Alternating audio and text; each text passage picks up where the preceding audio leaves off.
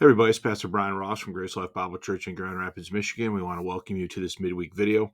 We appreciate you tuning in as always. If you haven't already done so, if you would consider subscribing and ringing the alarm bell here on YouTube as a way of staying current with the ministry when we go live from the assembly building on Sunday morning, as well as when we create content for you here midweek, we would certainly appreciate that.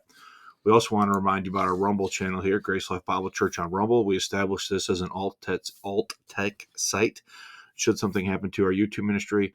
So if you're into alt-tech sites or just like a YouTube alternative, please consider checking us out here on Rumble as well. My featured book in this video is my book, Don't Pass Over Easter, A New Defense of Easter in Acts 12:4. This book takes up the often debated question this time of year of whether or not Easter is a mistake in the King James Bible in Acts 12:4. I don't believe it is, although I have a slightly different take on that than some other pro-King James advocates. What we're doing in this video, which is why I'm featuring Don't Pass Over Easter, is we are rebroadcasting my original teachings on this from 2017. I realized that these were only on the normal 55 channel, and I would like to bring all this content over to our Grace Life Bible Church YouTube channel. So that's what we're doing in this video. This is part 2. And the focus of part 2 is on Easter in the English Bible, a brief look at the history of translation. And I'm going to click on this link, and I'll leave a link to this in the description underneath this video. But I would encourage you to click on this link because it's going to provide you with all of the tables and data that I cover in this particular teaching. If you scroll all the way to the bottom, you can see Appendix C, which is New Testament occurrences, and then Old Testament occurrences on pages 13 and 14. So you're definitely going to want to check this out if you're interested in following along as we go through this. And you could also avail yourself of just the rest of the notes if you would find that helpful and interesting for you to do that. The one thing I do want to say and give you full transparency on is this particular video is not necessarily the best quality of video and sound. We originally had some difficulty this day with our technology, and so you can still make it out. You can still see what's going on, although I do regret to say that it is not the best quality. So hopefully you can forbear with that and still be able to get the content and be edified from it. So without any further delay, we're going to flip it over to Don't Pass Over Easter, Part 2 from 2017. Thanks for your attention. Hope you enjoy the study. Okay? The English word Passover is not even in existence until Tyndale is working on the Old Testament in 1530. He coins the term Passover when he's working on the Pentateuch in 1530. Okay? So that means that the Greek word Pascha meant Easter in English before that word even existed. Tyndale and Luther, both in their respective languages, viewed Easter as an appropriate way of rendering what word? Pascha. So they clearly didn't think it was what? Exclusively pagan. Okay? So you got to track with me here as we do this sort of detective work here. Okay? So, I'm in the middle of that point. New research conducted since our last study, I was busy this week, has revealed that the West Saxon Gospels from 990 and 1175 use some form of Easter exclusively in their respective text to refer to the Jewish Passover, just as the Middle English Dictionary asserted. Okay? An examination of Appendix C on page 14, so why don't you get your appendix, okay, and look at the first 2 columns there. You'll see you have the West Saxon Gospels of 990 and the West Saxon Gospels of 1175. Now that's only the Gospels. That does not include the book of Acts or the epistles or the book of Revelation. It's only a translation of the Gospels. So the phrase or the word Pascha only occurs how many times in the Gospels? It's only there 26 times. But look at every time. What did the West Saxon Gospels of 990 and 1175, what did they have all 26 times? Easter. They had Easter every time. Okay? Now we're really going back. If Tyndale doesn't invent the term, if he doesn't invent the term until 1530, we can go all the way back to the West Saxon Gospels of 990 and see that what was an appropriate way of expressing and referring to the Jewish Passover? Easter. Is everybody with that? Okay. So, next point. The West Saxon Gospels clinch the argument that Easter was not an exclusively pagan word, as well as prove beyond doubt that Easter was used for centuries to refer to the Jewish Passover in the biblical text. Okay? This is not, to me, this is not even a point that is in dispute now. Okay? The evidence is there. The evidence is overwhelming and irrefutable about what's going on here. Okay? So, let's go to the next point. Pascha meant Easter in English before the word Passover was ever coined by Tyndale in 1530 when he was working on his translation of the Pentateuch. The Hebrew word pax, I don't know if I pronounced that right, occurs 22 times in 21 verses in the Pentateuch. Now, that's the first 5 books of the Old Testament, Genesis through Deuteronomy, okay? As previously stated, the English word Passover did not exist before Tyndale invented it in 1530. The Oxford English Dictionary confirms this by reporting that the first known usage of Passover in English was in Tyndale's translation of the Pentateuch in 1530. Okay? Now, if you go to page 12 in your notes, you will see a picture, Appendix A, of the entry in the Oxford English Dictionary for Passover. You will see that it is related to the festival commemorating the liberation of the Jewish people from Egyptian bondage. And what is the first dated occurrence of that word offered there? 1530. That word didn't exist.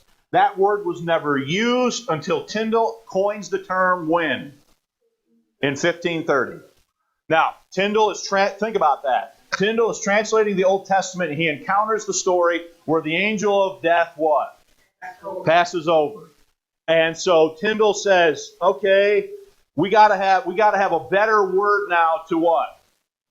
To explain this, right? And so he picks a word that is descriptive of that action, right? And so he literally coins the term to describe what happened there. And he does it in 1530 when he's working on the Old Testament, right? But when he was working on the New Testament, he used what? Easter, okay? So it's not until 1530 that he invents the term. So Pascha meant Easter before Passover is even what? Even invented or even a word in the English lexicon, okay? So, in summation, in English, the Jewish feast day of Passover was known as Easter before the word Passover was even invented. Okay? Now, go to page 4.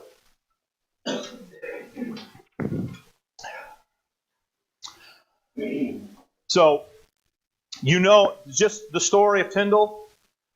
Not long after that, Tyndale is going to be arrested, and he is eventually going to have his throat slit and be burned at the stake by the King of England as a heretic for translating the Bible into English. Okay, Tyndale does his translation of the New Testament and the Old Testament in exile in Germany, which is friendlier, obviously, to Protestantism in the 1520s and 30s because of Luther's Reformation. And there are a lot of other factors that we will talk more about when we get to these things in our regular class as we study through the issues related to the Bible. But for our purposes now, I want you to go to page 4 and we'll look at Miles Coverdale in 1535. In 1535, Miles Coverdale published the first complete translation of the Hebrew and Greek into English. Recall from above that Wycliffe's earlier work from the late 1400s, it should say late 1300s, had been a translation of the Latin Vulgate into Middle English. Coverdale had access to Tyndale's work to inform his translation on the New Testament as well as the Pentateuch. Okay, so when Coverdale goes to translate, does he have access to Tyndale's New Testament? Does he have access to the Genesis through Deuteronomy, what Tyndale did? The rest of it, he's got to do what? Himself. Okay. So, Coverdale had access to Tyndale's work to inform his translation on the New Testament as well as the Pentateuch. This does not mean, however, that Coverdale followed Tyndale with verbatim identicality. Above we saw that all 22 times that the Hebrew word for Passover occurred in the Pentateuch, Tyndale rendered it as Passover in English. Of those 22 occurrences in the Pentateuch, Coverdale translated as Passover 5 times and Easter 17 times. Now, what does that tell you? That tells you that just because he invented the term in 1530, that term immediately replaced Easter as a way of describing the Jewish Passover. No. Go back to your table. Okay? Find the column that says Coverdale.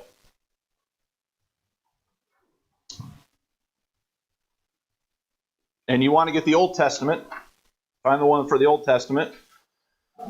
So if you find the column for Coverdale in the Old Testament, you will see that the first 5 times the word occurs, he said Passover in the Pentateuch. And the rest of those times in the Pentateuch, he said what? Easter. Is Coverdale using Easter and Passover as interchangeable terms? Okay? So let's go back to the notes. So of the 22 occurrences in the Pentateuch, Coverdale translated as Passover 5 times and some form of Easter 17 times. And I've given you the breakdown there in the notes. I'm not going to read all that to you because you can see it in the table that I gave you. Okay? So, all told, of the 48 occurrences of the word Passover in the Old Testament, 25 times Coverdale used the English word Easter. The remaining 23 times he used the English word Passover. Therefore, it is clear that Coverdale viewed Easter and Passover as interchangeable terms to describe the Jewish feast.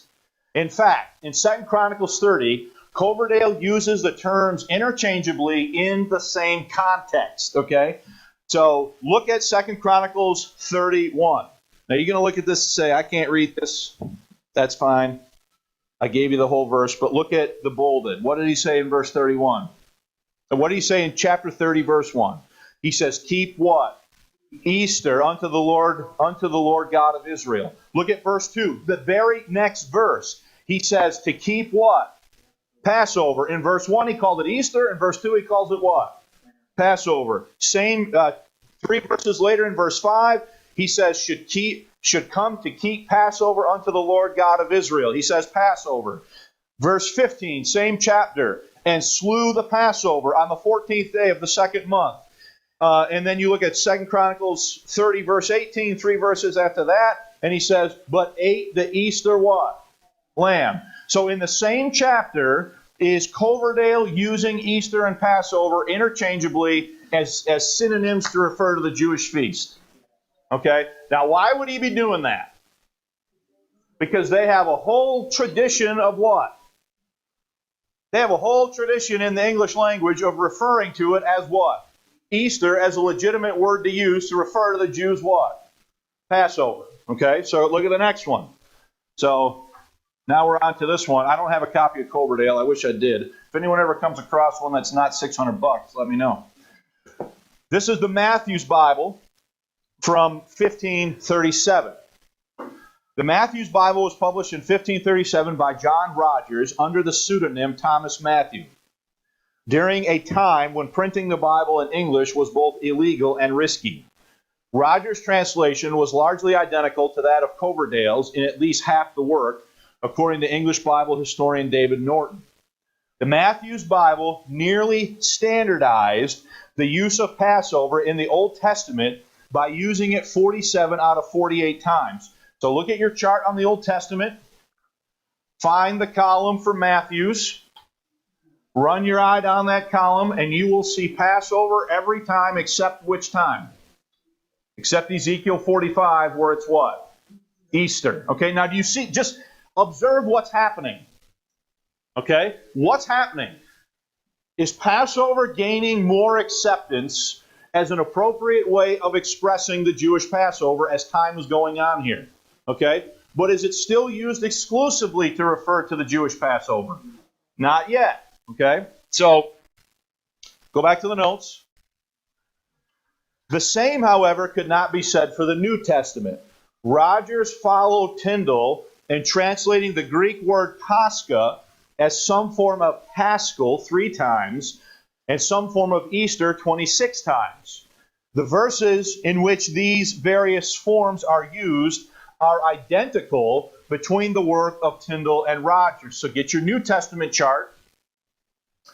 Look at Tyndale. Look at Matthew's. And you will see that they are identical. Matthew's is using Paschal in the same verses that Tyndale used, and he's using Easter in the same verses that Tyndale used. Okay? So once again, are these still being used as interchangeable terms? So Matthew's Old Testament uses Passover every time except what? Once. But his New Testament is still using Easter 26 out of 29 times. And does not yet include what in the text? Does not yet include the word Passover in the New Testament text in 1537. Okay? So you can see that therefore in the tables. So, from this we see once again that Passover had not yet supplanted Easter as the preferred English translation of Pascha. So then we go to the next translation, which is the Great Bible of 1539. The next English translation, again conducted by Miles Coverdale, was the Great Bible of 1539, also known as Cramer's Bible because of the preface by the Archbishop included in the second edition onwards. This was the first major revision of Tyndale done under the auspices of the English Church. I do not have a copy of the Great Bible. I wish I did. And again, if you can find one for less than $1,000, let me know. Probably a lot less than $1,000. But if I can get one, I want to get one. Okay? In terms of the Old Testament, the Great Bible was similar to Matthew's in that it used the word Passover 47 out of 48 times. Okay? Bible, like Matthew's Bible, utilized Easter in Ezekiel 45:21.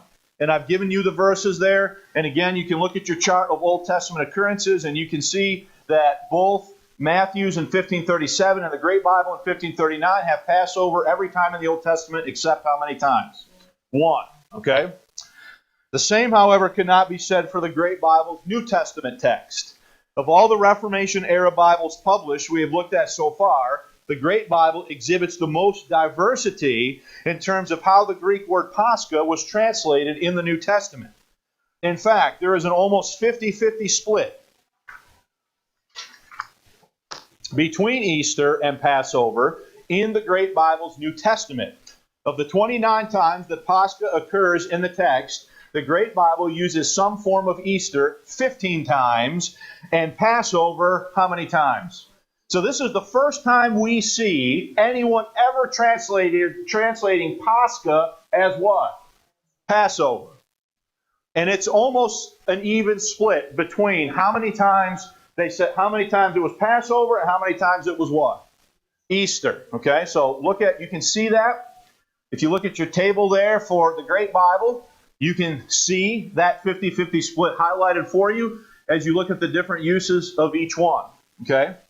So, furthermore, the Great Bible uses the words interchangeably within the same context in multiple different passages. So, Matthew 26:2, he says, "Ye know that after 2 days shall be Easter." Matthew 26:17 says, "Eat the Passover." The very next verse, Matthew 26:18 says, "I will keep mine Easter with my disciples." So verse 2 said Easter, verse 17 said Passover, verse 18 said what? Easter. Verse 19, the next verse, says what? Folks, 3 verses, verse 17, verse 18, verse 19, twice it's Passover, once it's Easter. If you take all of Matthew 26, 2 times it's Easter, 2 times it's what? Passover. Now, in that context, is the Great Bible clearly meaning to use that word to refer to this? Those 2 words refer to the same thing. Yep. Absolutely. That's the only way that even makes sense. Same thing in Luke 22:1. He mentions Easter, and then in Luke 22, verse 7, 8, 11, 13, 15, it was Passover. But the chapter started off with Easter. You look at John 18:28, It's Passover. A few verses later in verse 39, it's what? It's Easter. Okay? So, translated in 1539, 9 years after Tyndale coined the term Passover in 1530, the Great Bible is the first English New Testament to connect the Greek word Pascha with the newly minted English word Passover. Moreover, the move to Passover, nearly half of the time in the Great Bible, is representative of a growing acceptance and confidence in the word Passover's ability to communicate the sense of the Greek text in English. Mark well, however, that it took 13 years, 1526 through 1539, for the Greek word Pascha to be connected with the English word Passover. Even after the word Passover was invented, it took 9 years and 3 English translations for the connection between Pascha and Passover to be formally established. Therefore, the notion that Pascha never meant Easter in English is completely false. The connection had been established and in use for 13 years in 3 different English translations before Passover first appeared in the New Testament text of an English Bible. Now, folks, we're just making the case here, right, about what's going on. The case to me, when you actually look at it, it's a slam dunk case. They're using Easter, the English, they're using Easter as an appropriate way of saying what? Passover, and they're using it how? They're using them interchangeably. So, that means that anybody that says to you that Pascha never meant Easter doesn't know what they're talking about. And they've never spent 10 seconds looking at it, or they would have known this. Okay? I know that sounds somewhat uncharitable, but it's true. You get on the correct Bible, you get on the correct software program, and literally in 30 seconds, you can see what's going on here. Okay? Do you mind shutting the door, Ron, please? So then we get to the Geneva Bible. Okay? So after the publication of the Great Bible in 1539, the English-speaking world would have to wait 18 years before a new translation of the Bible would appear. This new translation was the 1557 Geneva New Testament. Okay? According to Bible historian David Norton, English Bible historian David Norton, the Geneva Bible was the first truly collaborative English version. It was the work of a dozen or so Protestant scholars living in exile from an England that had returned to Catholicism under Queen Mary. You know, you've heard of Bloody Mary? She got that name by executing Protestants. Okay? So these guys are living in exile in Calvin's Geneva, Switzerland, when they make this translation of the New Testament in 1557. The leader was William Whittingham, who had produced a remarkable preliminary draft in the 1557 Geneva New Testament. Okay? 3 years later, in 1560, a complete Bible would be published by these Genevan exiles. Okay? Now, here's the point. Rather than follow the Great Bible in expanding the use of Passover in the New Testament, the 1557 Geneva New Testament significantly reversed the trend. So if you saw a trend in the Great Bible of turning to Passover more often, in 1557, the Genevan exiles, they reverse that and go back to using what word? Easter for their New Testament. Okay? Now, the English word Passover is only found 3 times in the 1557 Geneva New Testament. And if you look at your table here, and you look at Geneva New Testament, 1557, you'll see in that column that Passover is only there how many times? 3 times. Matthew 26:17, Matthew 26:19, and Luke 22:7. Twice the term Paschal Lamb is used in Mark 14:12 and John 18:28 by the Genevan exiles, a phrase that did not appear at all in the Great Bible. The remaining 24 occurrences of Pascha were rendered as some form of Easter in the 1557 Geneva New Testament. One similarity between the Great Bible and the Geneva New Testament was that Passover and Easter were used interchangeably in the same passage. Now, I did not have the capacity to electronically copy and paste that, so I just gave you the references there. So you take Matthew 26, again, as an example.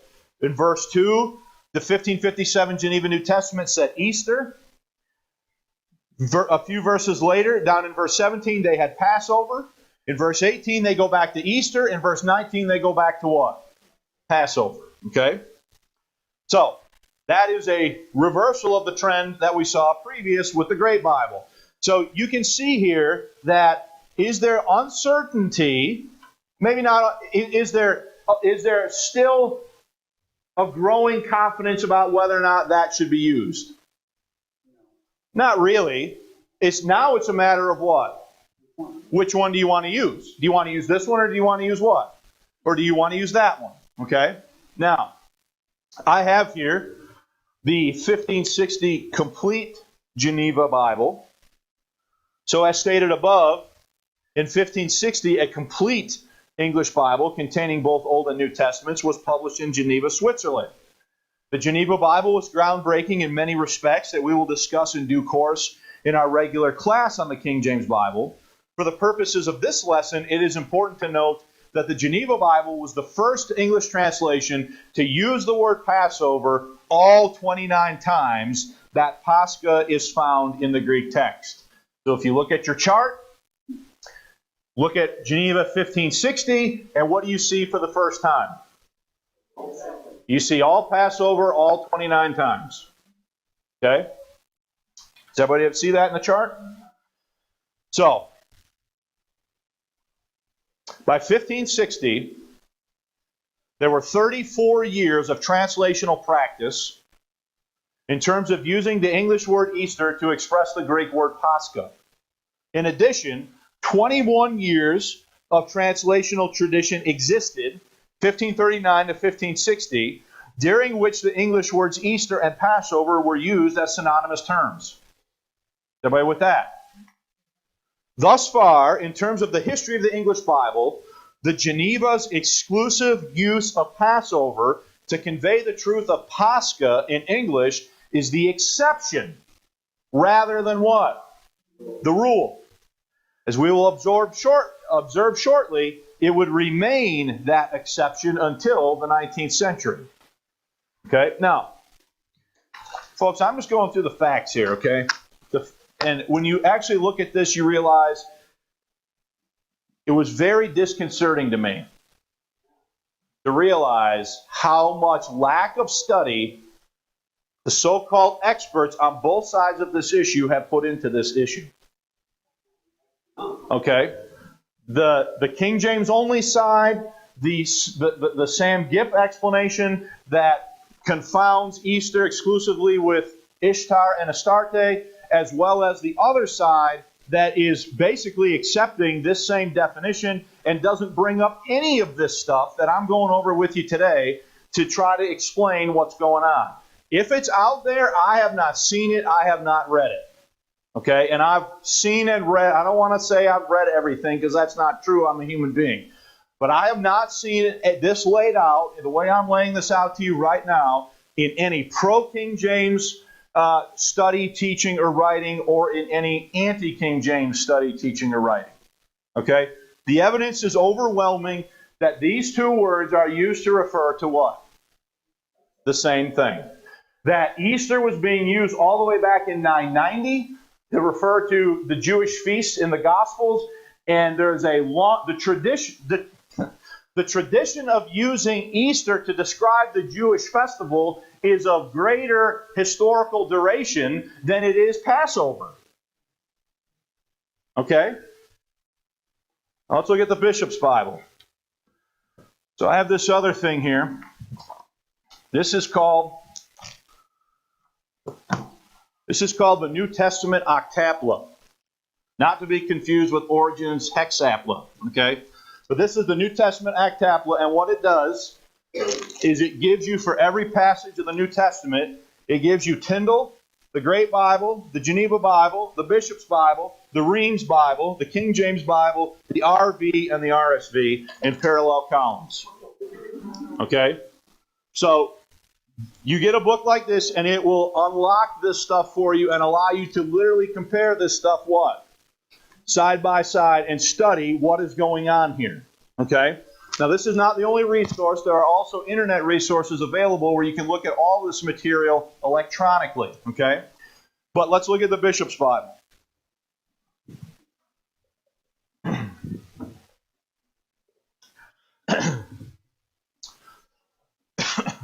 Hang on a second. Okay. The Bishop's Bible of 1568 was the second official Bible of the English Church. It was intended to be a revision of the Great Bible from 1539 in terms of its official use in the Anglican Church. As the title suggests, it was primarily the work of Anglican bishops. Even though the 1560 Geneva Bible adopted the exclusive use of Passover in the New Testament, the Bishop's Bible did not follow suit. The Bishop's Bible retained the use of Easter on 3 occasions in 2 verses. So look at John 11:55. Now, this one is fascinating to me because it explicitly calls it the Jews' what? Easter. I can't make the argument any more plainly than that they were using Easter to refer to the Jewish what? Passover. Okay? So that verse uses Easter twice. And then and lo and behold, what is the next one that uses Easter? Now, look at your chart. Go to your chart here. You look at the column for the Bishop's Bible, 1568. You can see Passover 26 times. Easter, how many times? 3 times. Okay? One of which just happens to be what? Acts 12:4, which is the verse we're considering. Okay? Now, it is clear from an examination of the context of John 11:55 that with what the Bishop's Bible calls the Jews' Easter is elsewhere, is everywhere else in the Gospels referred to as Passover, Furthermore, 3 verses later, in John 12:1, the Bishop's Bible mentions what? Passover. Therefore, there is no doubt that the 2 English words were viewed as a reference to the same event. So John 11:55 says the Jews' Easter, and then it's got Easter there at the end, which I need to bold that. And then 3 verses later in John 12:1, 3 verses later says, then Jesus 6 days before what? Folks, is the Bishop's Bible using Easter and Passover interchangeably to refer to the Jewish Passover, the Jewish festival? Absolutely. Now, do we have huge precedent for them doing that as a perfectly legitimate thing? Yes. Okay? So the rendering of Easter in Acts 12:4 in the Bishop's Bible is of critical importance. First, is there any reason within the Bishop's Bible to think that Easter in Acts 12:4 is referring to something different than the Jews' Easter in John 11:55, i.e. the Jews' Passover? There's no reason for that. Peter's arrested during what? Unleavened bread in Acts 12:4. The context is Jewish. Herod is doing what he's doing there to please who? The Jews. Okay? Second, well, let me get back to the point. I got ahead of myself. I'm sorry. The rendering of Easter in Acts 12:4 in the Bishop's Bible is of critical importance. First, is there any reason is there any reason within the Bishop's Bible to think that Easter in Acts 12:4 is referring to something different from the Jews' Easter in John 11:55, the Jews' Passover? John 2:12 says the Jews what? So John 2:13, says Jews' Passover. John 11:55 refers to it as Jews what? Easter. And Acts 12:4 is Herod doing something to try to please the Jews? Okay? He is. Okay? We'll study that next week. But second, let me find my 1611 here. According to Rule 1, given to the King James translators, the Bishop's Bible was to serve as the base text of their translation. Rule 1 states, the ordinary Bible read in the church, commonly called the Bishop's Bible, to be followed and as little altered as the truth of the original will what? Okay. So what is the real reason why the King James Bible has Easter in Acts 12:4? Because the base text they were said to use is what? The bishops. The bishops had what in Acts 12:4? Easter. Two times in John 11, John 11:55, the King James translators decided to say Passover, and one time in Acts 12:4, they decided to leave it what? Easter. It's as simple as that.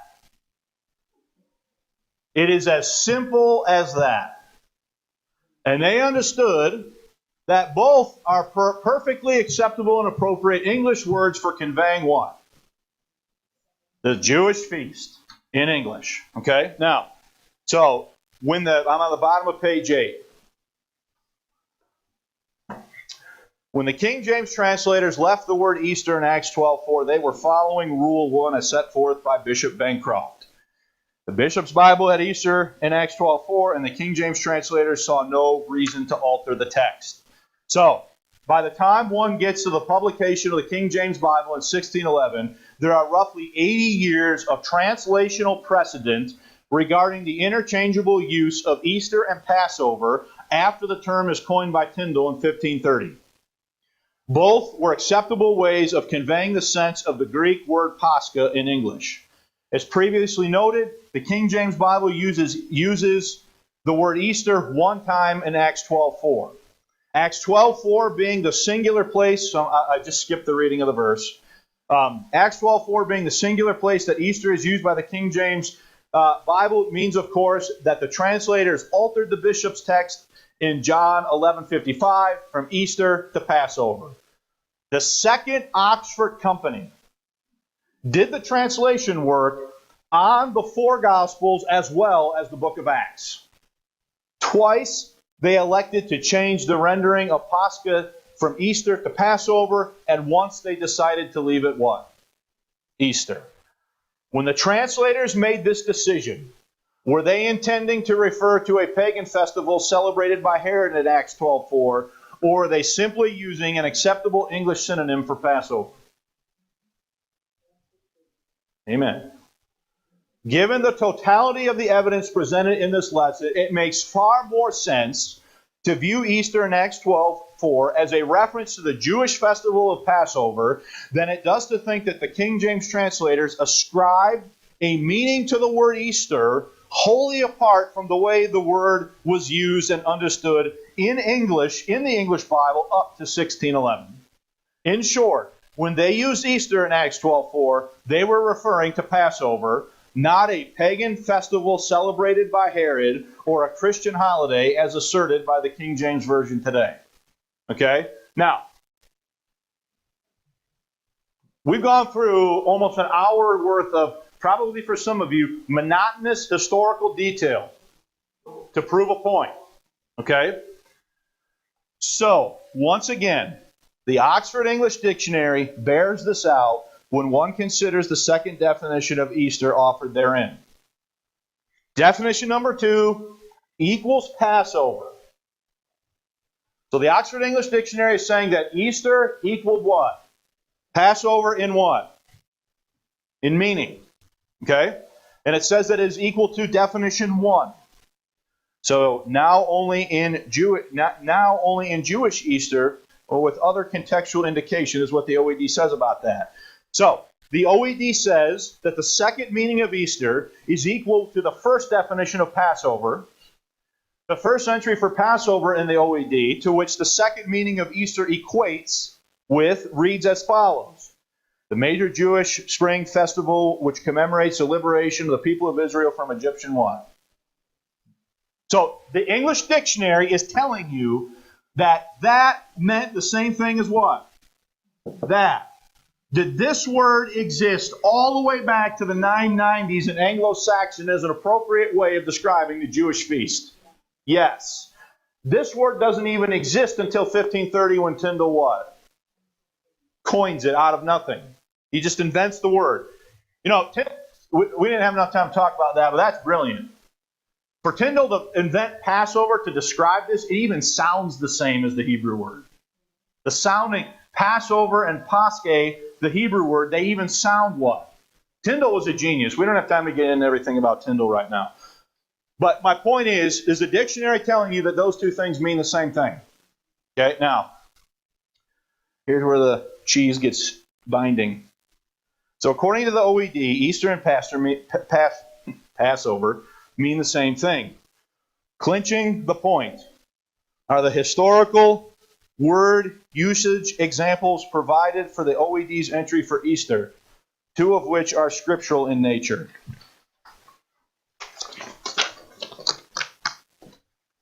(1535) Bible by Coverdale, Ezekiel 45:21. Ye shall keep what? Easter. And what's this? The dictionary gives you the 1611 King James Bible, Acts 12:4, intending after Easter to bring him forth, as a definition of what? Easter. The dictionary is telling you that when the King James translators used Easter in Acts 12:4, they were using it to say what? Now, if you don't believe me, go to Appendix B on page 12. Look at the entry, and you see where it says 1611. I'm on this page, Appendix B. Does everybody see that it equals Passover? You drop down, follow the years by chronological order down to the year 1611, and what does it say? It says Acts 12:4, intending after Easter to bring him what? The dictionary is telling you that Easter and Acts 12:4 is a reference to what? Passover. So, no one apparently read the dictionary. No one apparently looked at any of the stuff that we've looked at today, or they would not have gotten it so wrong on both sides. Okay, now go back to page 10 and let's finish this up. The most authoritative source on the history of the English language, the OED, just said that Easter in Acts 12:4 is a reference to Passover. When the King James translators rendered Pascha as Easter in Acts 12:4, they were referring to the Jewish Passover, not a pagan holiday or a Christian what? Festival. So, conclusion. So far, through 2 lessons on this topic, we have debunked the following myths. Number 1, Easter is an exclusively pagan word. Number 2, the Greek word Pascha never meant Easter in English. I've proved you that is absolutely not true for a second. Okay? Third, the English word Easter has no association to the Jewish day of what? We've debunked that. Okay? Moreover, we have proved beyond historical doubt that Pascha meant Easter in English before the word Passover even existed. Likewise, we have demonstrated that even after the invention of the word Passover by Tyndall in 1530, the two words were used interchangeably to refer to the Jewish feast. Okay? So then why did neither Samuel C. Gipp nor James R. White discuss any of these facts in their respective discussions of Easter in Acts 12:4? I'll leave that for you to answer on your own. All that remains for us to do now is to demonstrate that Passover is an acceptable biblical term to refer to the entire Paschal week. Okay? All I have to do is show you that Passover is an acceptable biblical term to refer to this entire what? And if I can show that, then the case is closed that Easter in Acts 12:4 is a reference to what? Passover. In your King James Bible.